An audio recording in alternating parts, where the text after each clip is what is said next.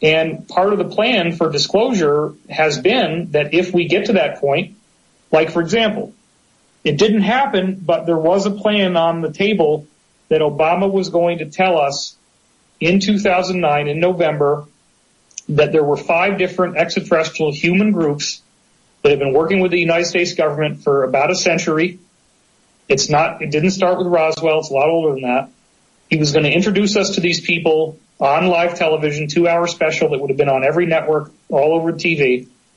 And he was going to say, these people are here to help us. Please don't shoot them.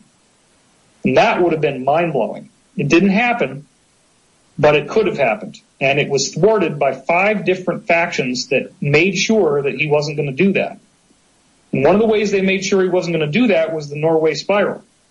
Isn't it interesting that Obama was going to accept the Nobel Peace Prize in Oslo, Norway, and the night before he does, this massive holographic spiral thing shows up in the sky right over where he's going to get the prize. And at the same time, you had a gigantic mile-wide floating black tetrahedron appear over the Kremlin in Russia. That's right.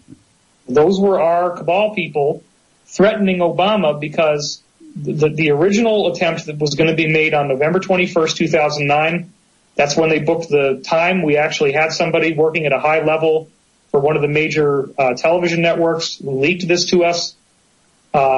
Again, I only hear about this stuff third hand. Nobody's talking to me directly. I hear about it from somebody who hears about it from somebody. But what happened is the plan was thwarted, and there was a backup plan that Obama was going to make the announcement when he got the Nobel Prize. And the night before he gets the Nobel Prize, they generate the Norway spiral.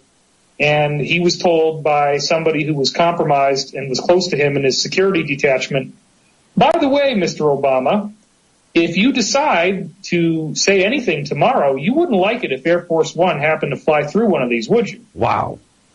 Yeah, that's what that was. It was a massive, ballsy, masculine, incredibly aggressive threat. Don't you dare do disclosure when you get the Nobel Prize. And he didn't.